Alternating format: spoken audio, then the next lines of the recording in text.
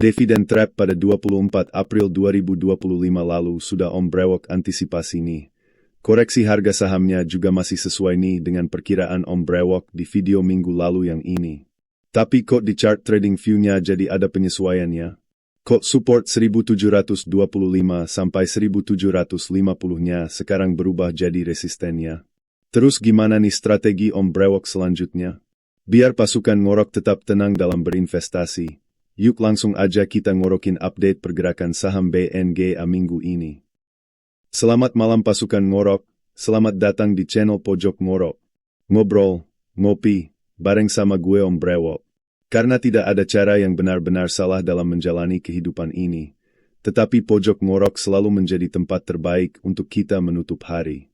Video ini Om Brewok buat sebagai update mingguan dari pergerakan saham BNGA. Om Brewok lakukan ini sebagai bentuk komitmen dan konsistensi Om Brewok sendiri terhadap investasi yang telah Om Brewok lakukan sendiri. Jadi Om Brewok jadikan update mingguan saham BNGA ini sebagai pekerjaan rumah Om Brewok dalam berinvestasi. Kalau pasukan ngorok juga punya saham BNGA, bisa sekalian kita update infonya sama-sama ya.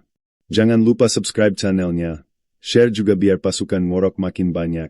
Tonton terus videonya sampai habis dan jangan di skip ya biar tidak gagal paham. Kalau pasukan ngorok suka, boleh sekalian tekan tombol like, bunyikan lonceng notifikasi, dan pasukan ngorok silakan bebas tinggalkan komentar apapun di kolom komentar. Selamat menonton. Di video Om Brewok minggu lalu, Om Brewok sudah antisipasi bahwa pergerakan saham BNGA pada saat ex-date dividen tanggal 24 April 2025 lalu berpotensi untuk terkoreksi ke support 1725 hingga 1750-nya. Namun, setelah perdagangan pasar tutup minggu ini dan Om Brewok cek pergerakan sahamnya lewat chart di halaman website TradingView, ternyata ada penyesuaian secara otomatis. Mungkin hal ini juga yang menyebabkan pergerakan sahamnya pada tanggal 25 April kemarin terkesan bingung seperti pengantin baru. Mau naik kok masih canggung, mau turun tapi kok tanggung. Sepertinya para trader ataupun investor jangka pendek perlu waktu untuk menganalisa ulang dan mengatur ulang strateginya. Lalu bagaimana jika sudah terlanjur masuk karena sudah antre dan kejemput di 1725 sampai 1750 kemarin? Ngeri-ngeri sedap nih kalau turun lagi. Nah, kalau pasukan ngorok masih ada rasa ngeri-ngeri sedap atau kepanikan atau bahkan ketakutan berarti masih ada yang kurang pas nih dengan langkah-langkah pasukan ngorok dalam berinvestasi.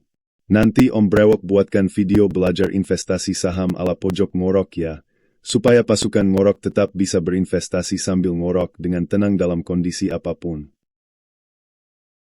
Oke, kembali ke saham BNGA nih.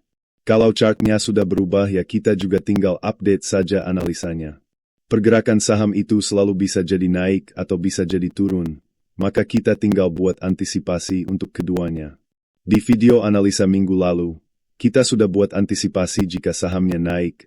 Resisten terdekat ada di 1825, kemudian 1900, dan 2020. Sekarang tinggal dibuat antisipasi jika sahamnya turun. Support terdekat ada di 1710, kemudian ada lagi di 1670, dan ada lagi di sekitar EMA 150-nya saat ini yaitu sekitar 1600, yang sepertinya ini menjadi support psikologis yang cukup kuat. Selanjutnya kita baca indikator-indikatornya. Dari indikator EMA, saat ini pergerakan sahamnya sudah beberapa hari kuat dan terkonfirmasi berada di atas EMA 150 dan membentuk higher high yang berarti sedang berada di uptrendnya. Nah bisa dilihat nih histori tahun-tahun sebelumnya, jika sedang uptrend, pergerakan sahamnya mental mentul di EMA 20-nya. Dari indikator volume, sejak 8 April hingga ex-date 24 April 2025 lalu selalu berada di atas rata-rata volumenya, yang mengindikasikan saham ini sedang ramai ditransaksikan. Namun pada 25 April kemarin volume perdagangan berada di bawah rata-rata dan indikator RSI menunjukkan sudah berada di area overbought yang mengindikasikan adanya potensi koreksi pada jangka pendek. Nah dari membaca indikator-indikator tersebut, kita jadi mendapatkan sedikit gambaran arah pergerakan sahamnya tinggal disesuaikan dengan profil risiko masing-masing dalam mengambil keputusan. Ingat ya pasukan ngorok, setiap keputusan selalu berjalan bersamaan dengan konsekuensinya. Jadi jangan dijadikan sebagai beban pikiran apalagi sesak di hati, malah nanti bisa jadi penyakit. Bagi pasukan ngorok yang sedang trading jangka pendek, sudah masuk di harga bawah ataupun baru masuk setelah X data kemarin dan memutuskan untuk keluar dulu untuk mengamankan profit ataupun membatasi risiko, ya tidak perlu menyesal jika nanti ternyata pergerakan sahamnya lanjut naik. Begitu juga yang memutuskan untuk hold karena yakin pergerakan sahamnya masih akan naik, ya tidak perlu menyesal jika nanti ternyata pergerakan sahamnya turun. Sesederhana itu saja ya pasukan ngorok. Oke pasukan ngorok, seruput kopi dulu sejenak ya. Tapi jangan kemana-mana, karena bagi pasukan ngorok yang melakukan investing jangka menengah ataupun jangka panjang, Om Brewok masih akan ada kasih tips dan update info terkait saham BNGA. Sekarang disclaimer on dulu ya. Video ini Om Brewok buat bukan sebagai rekomendasi untuk melakukan transaksi jual beli saham apapun. Silakan melakukan analisa sendiri, dan sesuaikan dengan profil risiko masing-masing dalam mengambil keputusan. Jika ada sumur di ladang bolehlah kita menumpang mandi. Jika penonton berhati lapang bolehlah gabung menjadi pasukan ngorok dengan subscribe channel ini. Oke yuk, kita lanjut. Berhubung Om Brewok melakukan investasi jangka panjang di saham BNGA ini, jadi buat pasukan ngorok yang juga melakukan investasi jangka panjang ataupun menengah, masih ada bonus nih buat pasukan ngorok. Sebagai langkah memantau investasi di saham perbankan ini, Om Brewok membuat 4 parameter yang perlu dipantau secara berkala, yaitu perkembangan ekonomi global, perkembangan ekonomi dalam negeri, kinerja sektor perbankan, dan kinerja perusahaan. Parameter yang pertama, dari perkembangan ekonomi global, utamanya Om Brewok memantau suku bunga acuan The Fed. Karena suku bunga merupakan komponen penting dalam bisnis perbankan, jika suku bunga tinggi maka akan meningkatkan beban bunga perusahaan perbankan yang berakibat menekan profit. Sebaliknya, jika suku bunga rendah atau diturunkan maka akan meringankan beban bunga perusahaan yang berakibat memberikan ruang lebih bagi profit perusahaan perbankan. Karena itu, memantau perkembangan ekonomi global yang dapat mempengaruhi sentimen ataupun persepsi pelaku pasar terhadap prediksi keputusan The Fed menaikkan ataupun menurunkan suku bunga acuan, menjadi parameter yang perlu diperhatikan. Nah terkait parameter yang pertama ini, Om Brewok melihat sentimen pasar sudah price in dengan berita tentang kebijakan tarif Trump yang belakangan menjadi faktor utama penggerak sentimen pelaku pasar modal. Om Brewok masih menantikan FOMC di bulan-bulan mendatang khususnya di bulan Juni yang akan menerbitkan update SEP sebagai gambaran yang lebih aktual berdasarkan data dan fakta terkait pertumbuhan ekonomi global dalam hal ini Amerika Serikat. SEP ini akan memberikan proyeksi yang lebih jelas terhadap arah suku bunga acuan The Fed. Nah dari parameter yang pertama ini, karena pasar juga sudah price in, jadi menurut Om Brewok belum ada sentimen baik ataupun buruk yang akan mempengaruhi pasar modal secara signifikan.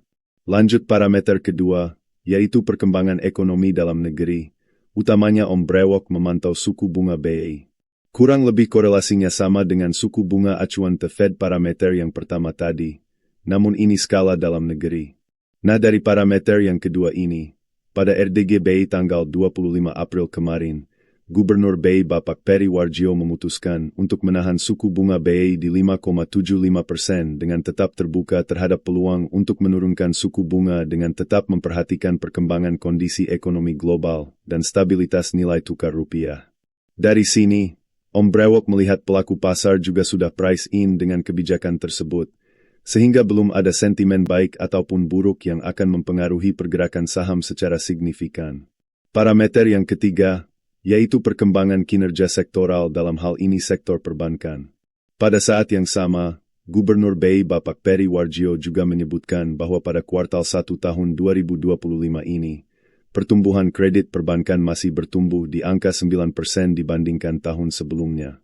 Namun, perlu menjadi perhatian bahwa khususnya pada bulan Maret meskipun masih terjadi pertumbuhan pada kredit perbankan, tetapi pertumbuhannya mulai melambat. Dan ada berita baru nih, fresh from the oven, Menteri Keuangan kita tercinta Ibu Sri Mulyani, melalui konferensi persnya dalam rangka update informasi terkait progres negosiasi tarif impor Amerika Serikat dan Indonesia, menyampaikan bahwa dalam masa negosiasi ini tarif resiprokal memang ditunda implementasinya selama 90 hari. namun tetap berlaku tarif sebesar 10%. Dan baru dari situ saja sudah mulai terlihat dampaknya. Beliau menyampaikan bahwa terjadi penurunan jumlah produk yang diperdagangkan antara kedua belah pihak yang berpotensi membuat laju pertumbuhan ekonomi kedua negara menjadi lebih lambat.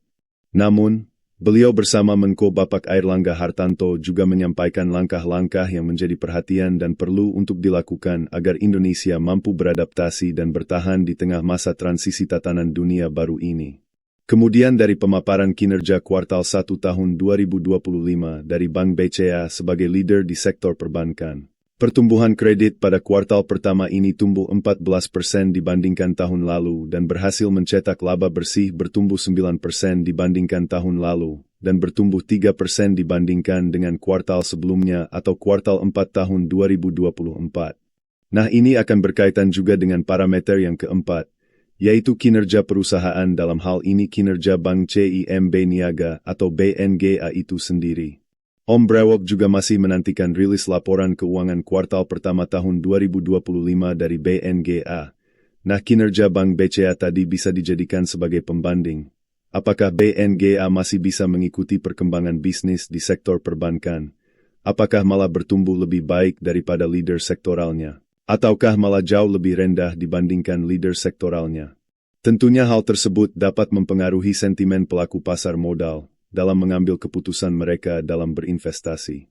Oke, dari update keempat parameter tersebut, Om Brewok mengambil kesimpulan ataupun bisa dibilang masih optimis nih dengan proyeksi pertumbuhan bisnis BNGA meskipun mungkin akan terjadi koreksi jangka pendek sebagai respon pasar terhadap potensi perlambatan pertumbuhan ekonomi yang terjadi akibat tarif Trump.